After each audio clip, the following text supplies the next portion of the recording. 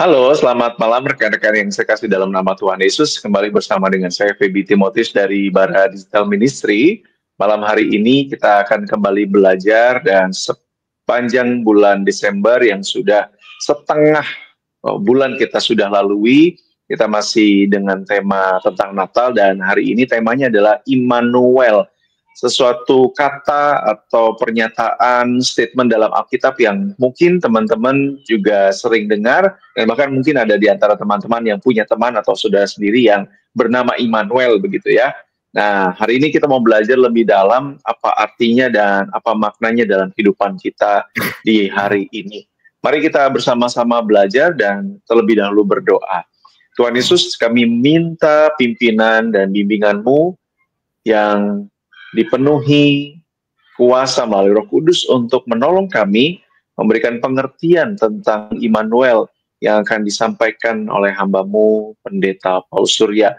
Berkati beliau dan juga kami untuk kami bersama-sama membangun hidup kami dalam penyertaan Allah yang hidup.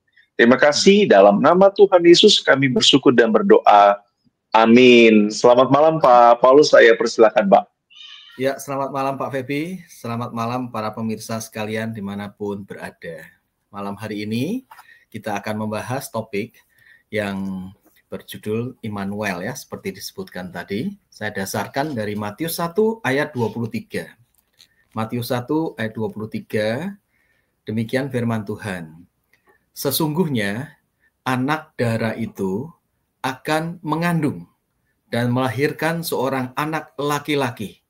Dan mereka akan menamakan dia Immanuel, yang berarti Allah menyertai kita.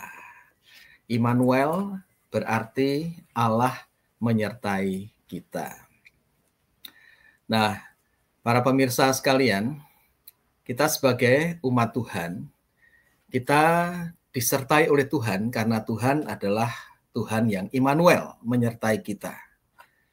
Tapi apa artinya Immanuel, Tuhan menyertai kita itu kalau kita berada di tengah-tengah problema, situasi, persoalan yang menghimpit kita? Hari ini saya mendengar berita bahwa ada seorang yang 3 bulan lalu divonis dokter terkena kanker.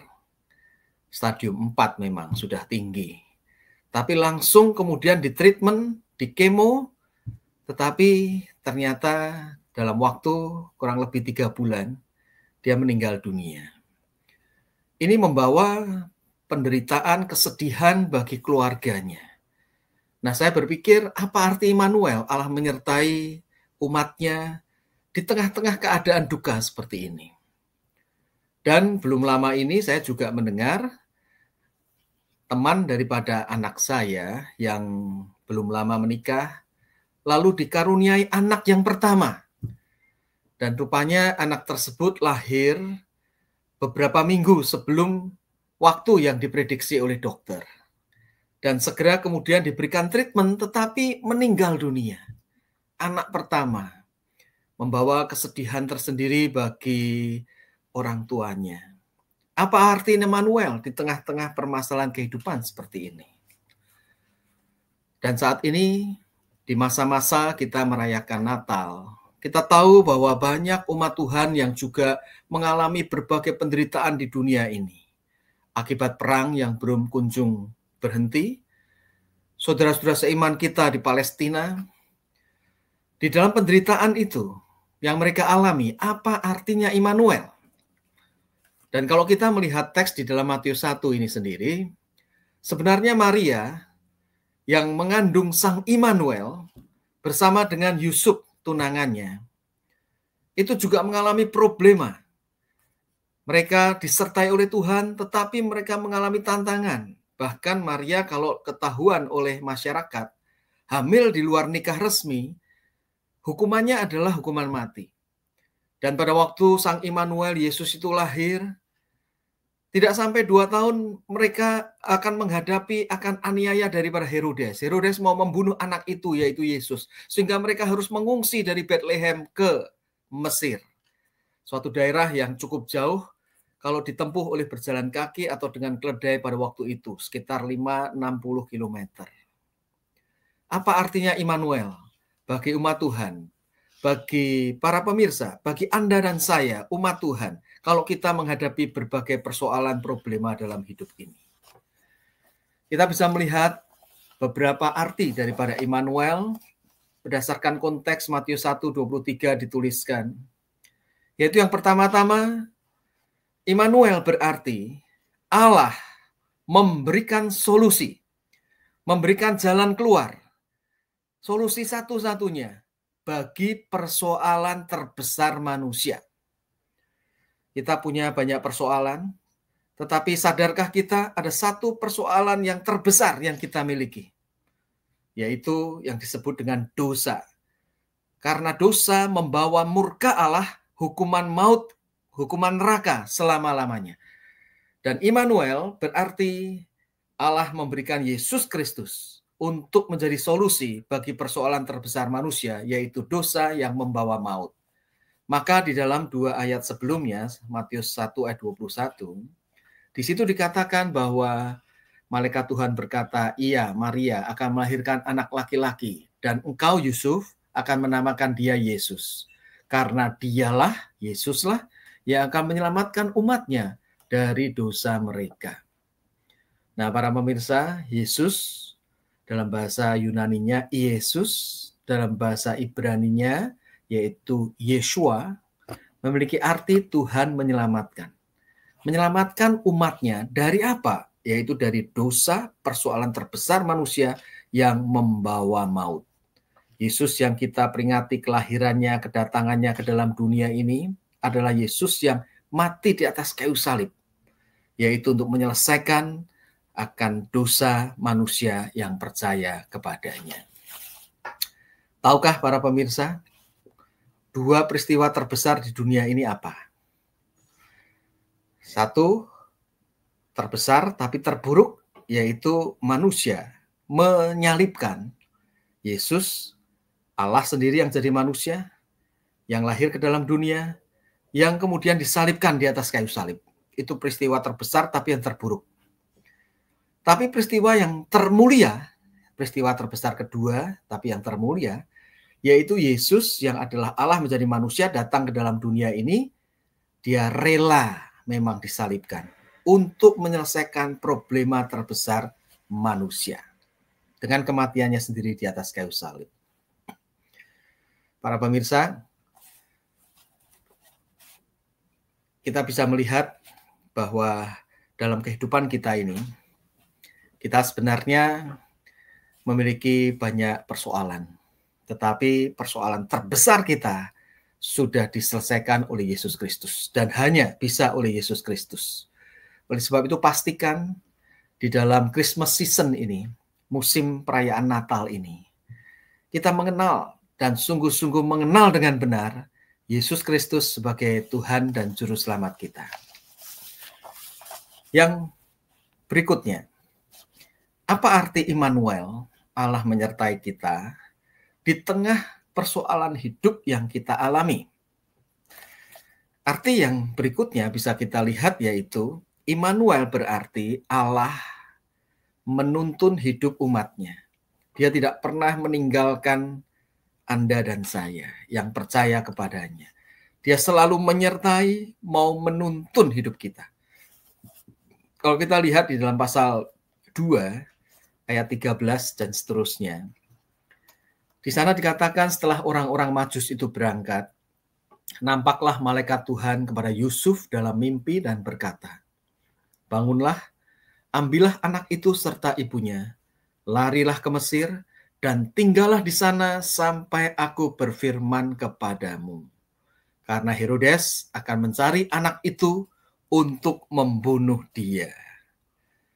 Kita melihat bahwa Maria dan Yusuf disertai oleh Tuhan, Sang Immanuel menyertai mereka, yaitu di tengah kesulitan, di tengah Herodes mau membunuh Yesus. Allah memberikan tuntunan melalui malaikat Tuhan yang datang melalui mimpi. Yang sebelumnya kita tahu juga Tuhan memberi tuntunan bagi Maria yang mengandung di luar pernikahan yang sah karena mengandung dari Roh Kudus untuk dituntun menemui Elizabeth. Sebelumnya lagi Yusuf yang ragu-ragu untuk mengambil Maria sebagai istrinya. Malaikat Tuhan diutus oleh Tuhan memberikan tuntunan juga supaya Yusuf jangan ragu-ragu untuk mengambil Maria sebagai istrinya karena anak yang dikandungnya adalah dari Roh Kudus. Kita tahu Immanuel adalah Allah yang menyertai kita di tengah-tengah problema hidup kita. Dia menuntun, dia memimpin hidup kita. Dan saat ini Allah memimpin hidup kita melalui firman Tuhan, melalui suara Roh Kudus yang berbicara dalam hati dan pikiran kita berdasarkan kebenaran firman Tuhan. Dengan demikian, kita boleh menjadi tidak takut, ya, seperti kata-kata malaikat seringkali dimulai dengan kata-kata jangan takut, jangan takut, jangan takut, untuk mengingatkan kita Allah yang menyertai kita, menuntun hidup kita meskipun Anda dan saya ada di tengah-tengah problema hidup ini. Belum lama ini saya berserta dengan rombongan pergi ke Dubai. Di Dubai itu ada satu bangunan yang namanya Dubai Frame. Tingginya sekitar 150 meter ya. Naik pakai lift, lalu di atasnya itu ada tempat untuk kita bisa melihat-lihat pemandangan dari atas 150 meter tingginya. Dan di atas itu 150 meter itu, di tengah daripada ruangan di atas itu, tengahnya itu dari kaca yang tembus pandang. Jadi kita bisa melihat hal-hal yang di bawah 150 meter itu tingginya. Nah, kalau kita berjalan di kaca itu, banyak orang yang ketakutan. Saya sendiri mencoba untuk berjalan, saya juga merasa agak takut. Padahal kalau kita pikir dengan logika, ya pasti tidak akan apa-apa terjadi. Karena itu pasti kacanya kuat, dan itu memang didesain dengan kekuatan untuk sekian banyak orang. Tetapi tatkala kita fokusnya kepada bukan kekuatan kaca itu, tetapi kepada hal-hal lain, maka kita akan menjadi takut. Nah, demikian juga saya berpikir secara rohani, kalau kita berfokus pada masalah problema hidup ini, dan tidak berfokus kepada tuntunan Tuhan, Tuhan yang kuat, yang di dalam Tuhan Yesus Kristus memperkenalkan diri sebagai Immanuel, maka seringkali kita memang bisa menjadi takut. Tapi Immanuel mengingatkan kita, Allah menuntun, menyertai kita, sehingga kita tidak perlu takut di dalam menghadapi akan berbagai persoalan hidup ini. Melangkahlah bersama dengan Tuhan, melangkahlah bersama dengan kekuatan kuasa-Nya, melangkahlah bersama Sang Juru Selamat yang kita peringati kedatangannya, kelahirannya di dalam perayaan-perayaan Natal ini. Itu arti yang kedua dari Immanuel. Immanuel bukan hanya menunjuk pada Allah memberikan solusi bagi persoalan terbesar manusia, yaitu dosa yang membawa maut, tapi Allah juga mau menuntun hidup umatnya di tengah-tengah permasalahan hidup. Permasalahan hidup Anda apapun, masalah rumah tangga, masalah kesehatan, masalah dalam dunia pekerjaan, masalah di dalam berhubungan masa depan, apapun itu, Sang Immanuel berarti Dia mau menuntun, menyertai, memimpin hidup kita umatnya. Dan yang berikutnya lagi, Immanuel juga memiliki arti bahwa di tengah persoalan hidup kita, Allah bekerja untuk mendatangkan kebaikan yang lebih besar. Greater good. Kebaikan yang lebih besar. Ya, di dalam kehidupan Yusuf dan Maria, kita bisa melihat bahwa tatkala mereka itu mau dibunuh oleh Herodes, khususnya Yesus itu, maka mereka mengungsi ke Mesir. Tetapi kejadian itu Allah bekerja justru untuk membawa kebaikan yang lebih besar. Greater good. Greater good itu secara umum bisa kita mengerti seperti ini ya, para pemirsa. Belum lama ini di Indonesia kan viral itu ya, seorang penjual es teh yang hadir di dalam satu acara pertemuan umat muslim, lalu sang pendakwah itu di tengah-tengah akan bicaranya, penjual es teh itu berdiri, lalu pendakwah itu mengatakan, oh masih banyak ya, belum terjual lah. Ya kalau belum terjual ya jual lah. Ya sebetulnya kata-katanya tidak ada hal yang salah ya, tapi yang salah adalah yang terakhirnya. Kalau belum laku ya jual lah, goblok. Nah itu ada kata-kata goblok itu menjadi viral. Nah itu membawa sakit hati bagi penjual es teh itu ya. Tapi rupanya karena hal itu menjadi viral, ada yang memvideo lalu menyebarkannya. Ternyata penjual es teh itu kemudian mendapatkan ya, yang saya sempat baca beritanya, 100 juta rupiah dari seorang YouTuber. Lalu ada seorang dokter yang memberikan beasiswa kepada 2 anaknya. Lalu bahkan ada orang yang mengatakan mau memberikan rumah. Hal yang tidak enak yang dialami oleh penjual es teh itu, dikatakan goblok, ternyata ada greater good yang terjadi pada dia, yaitu justru dia mendapatkan ratusan juta rupiah. Ya ini tapi greater good yang umum ya, orang percaya Tuhan, tidak percaya Tuhan bisa mengalaminya. Tapi yang dimaksud dengan greater good di dalam arti Immanuel di sini, itu greater good yang bersifat khusus, yang berhubungan dengan hal yang meninggikan, memuliakan nama Tuhan, berhubungan dengan Kristus dan karya keselamatannya. Tadi saya katakan bahwa Maria dan Yusuf karena kejahatan dari Herodes yang mau membunuh anak itu yaitu Yesus harus mengungsi ke Mesir.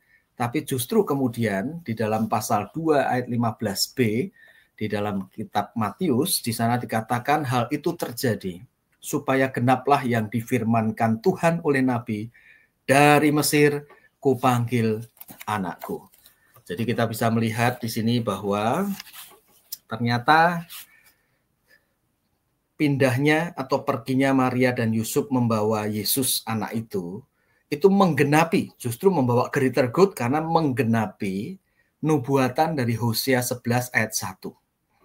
Dan juga membawa greater good karena Yesus diperkenalkan sebagai anak Allah yang diparalelkan atau dibandingkan dengan bangsa Israel yang dikeluarkan dari Mesir. Mereka disebut juga anak Allah, tapi anak Allah yang gagal untuk taat kepada Allah secara sempurna, secara benar. Nah, Yesus disebut sebagai anak Allah yang dipanggil dari Mesir juga, itu menunjukkan dia anak Allah yang sempurna, yang sejati, yang memenuhi ketaatan kepada Allah secara sempurna. Nah, di dalam dia, kita itu mendapatkan pengharapan keselamatan, kita mendapatkan pengharapan kekuatan, kuasa untuk hidup sebagai anak-anak Allah. Jadi, para pemirsa, apapun masalah, persoalan, problema kehidupan yang sedang Anda hadapi, ingatlah bahwa di masa Natal ini, kita diingatkan bahwa Yesus yang kelahirannya, kedatangannya, kita peringati. Dia adalah Sang Immanuel. Dia bukan hanya Allah yang jauh di sana, tetapi Allah yang mau menjadi manusia untuk menyelesaikan persoalan terbesar kita, yaitu dosa yang membawa maut, untuk menyertai kita selama-lamanya, tidak pernah meninggalkan kita. Bahkan dia bekerja untuk membawa greater good, hal yang lebih baik lagi, hal yang memuliakan nama Tuhan. Jadi para pemirsa, apapun masalah Anda, apapun itu, bersandarlah kepada Allah yang kita kenal dalam Kristus, Sang Immanuel itu. Karena dialah yang menyelesaikan persoalan terbesar kita, dia mau menuntun, menyertai, menolong kita. Dan dia akan juga bekerja untuk membawa kebaikan yang lebih besar. Meskipun kebaikan yang lebih besar itu saat ini kita belum tahu, tetapi dia bekerja untuk membawa kebaikan yang lebih besar, kemuliaan bagi nama Allah. Selamat Natal, Tuhan memberkati, teruslah bersandar kepada Sang Immanuel. Allah menyertai kita melalui Yesus Kristus yang adalah Allah sendiri yang datang menjadi manusia, dan dalam keadaannya sebagai manusia, dia tetap adalah Allah yang Maha Kuasa. Kiranya Tuhan memberkati setiap pemirsa dimanapun pemirsa berada. Amin. Amin. Terima kasih Pak Paulus untuk 3 hal tentang Immanuel dan implikasinya dalam kehidupan kita di hari ini, begitu ya Pak, dengan segala hal yang sedang terjadi dan akan terjadi dalam kehidupan kita. Apalagi ini di akhir tahun 2024, mungkin sudah ada yang merayakan Natal atau sedang merayakan Natal, jadi ini pasti menguatkan kita. Nah, tapi pertanyaannya Pak, apakah sebutan Immanuel bagi Tuhan Yesus itu bisa menunjukkan bahwa Yesus itu adalah Allah itu sendiri Pak? Ketika bicara tentang tadi definisinya juga Allah berserta dengan kita. Bagaimana Pak? Ya, terima kasih Pak Febi. Ya, sebenarnya sebutan Immanuel, Allah menyertai kita, itu memang mau menunjukkan bahwa Yesus yang adalah Allah sendiri itu menjadi manusia dan tinggal di antara kita. Meskipun dia tatkala mati dan bangkit kembali, lalu dia naik ke surga, tapi dia tetap hadir di tengah-tengah kita melalui Allah Roh Kudus.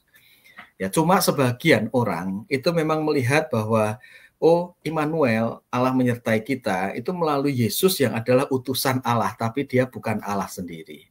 Ya, tapi pengertian ini sebenarnya tidak tepat ya. Saya baru beberapa waktu yang lalu, saya sempat mengunjungi akan tempat-tempat bersejarah di Turki, khususnya 7 gereja yang disebutkan di Kitab Wahyu pasal 2 dan 3 ya. Di sana ada tempat-tempat kota Efesus dan gereja di Efesus yang reruntuhannya ada di sana, lalu ada di Pergamus, ada di Tiatira, ada di Sardis, di Philadelphia, di Laodikia, ya ada di Smyrna.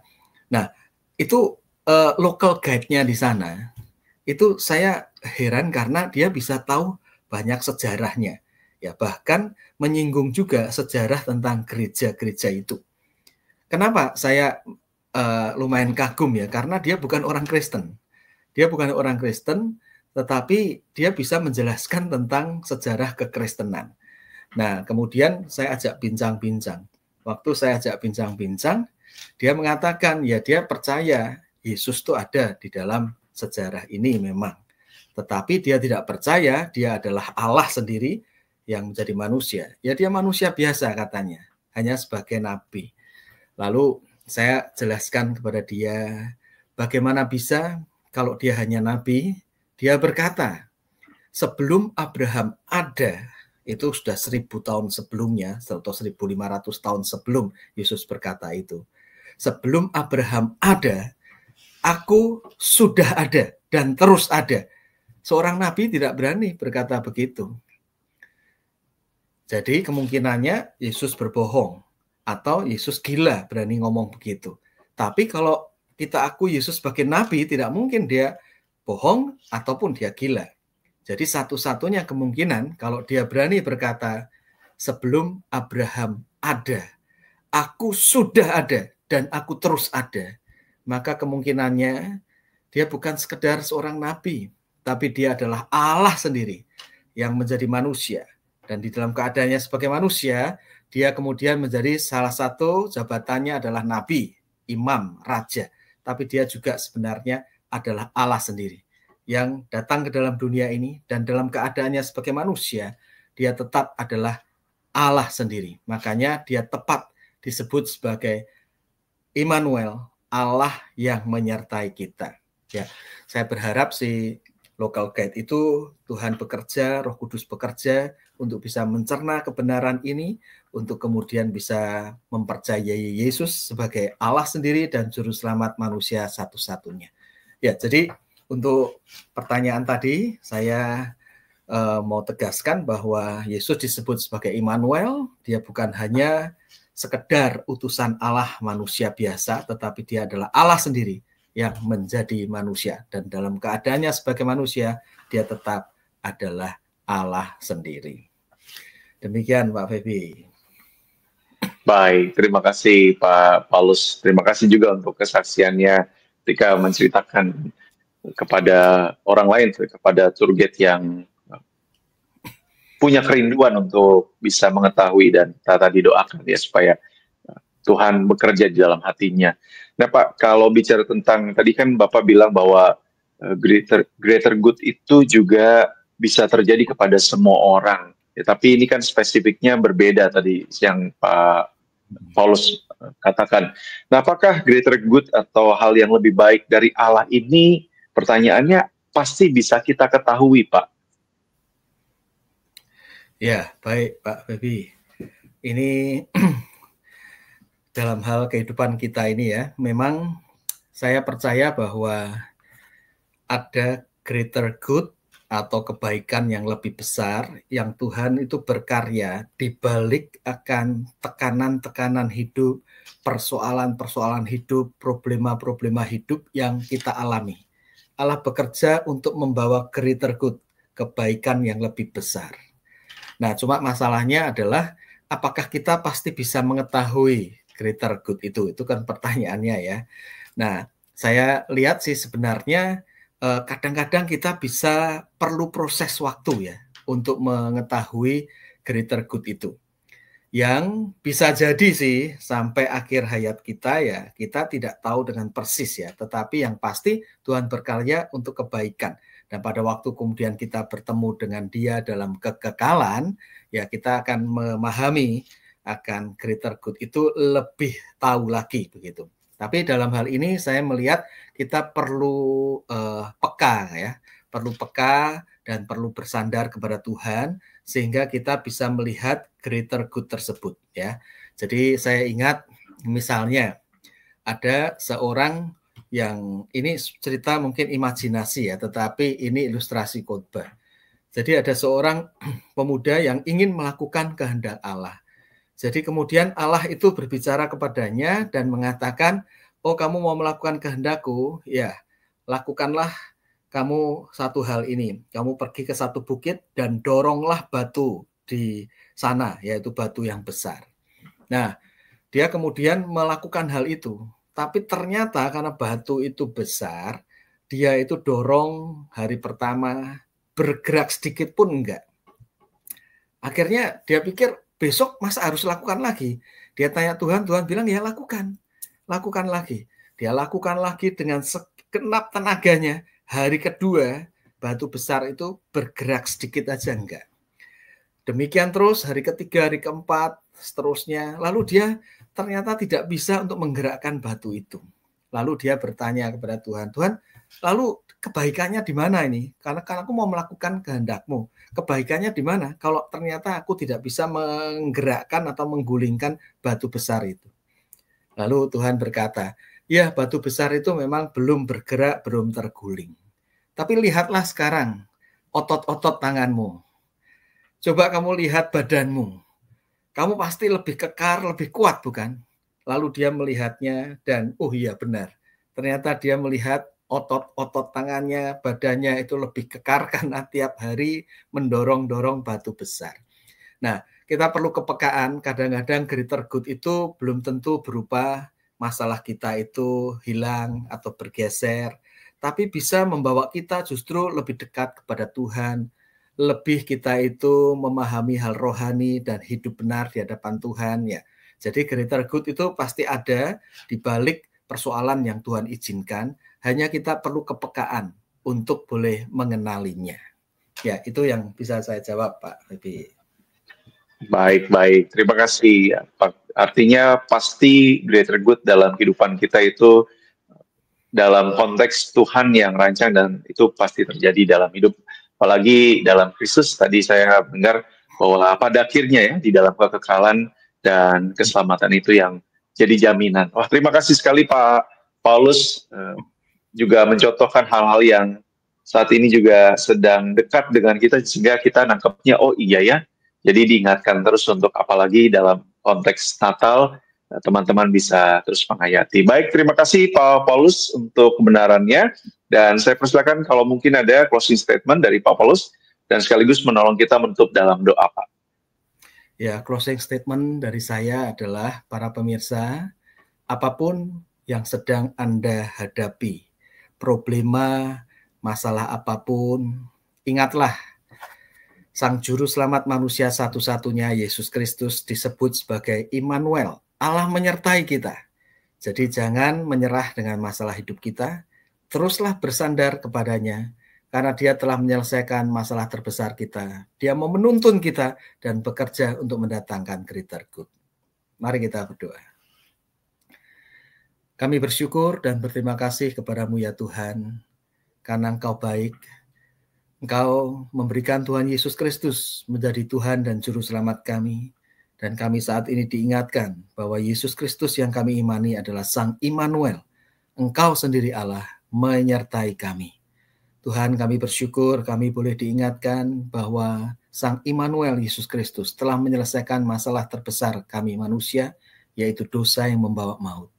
Bagi kami yang belum sungguh-sungguh menerima Kristus, tolong kami Tuhan juga untuk boleh dapat menerima Kristus sebagai Tuhan dan Juru Selamat kami, sehingga kami boleh memiliki juga jaminan keselamatan karena persoalan terbesar kami sudah diselesaikan dalam Yesus, yaitu dosa yang membawa maut.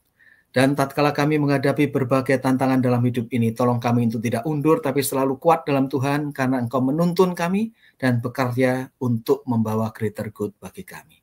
Terima kasih untuk acara ini.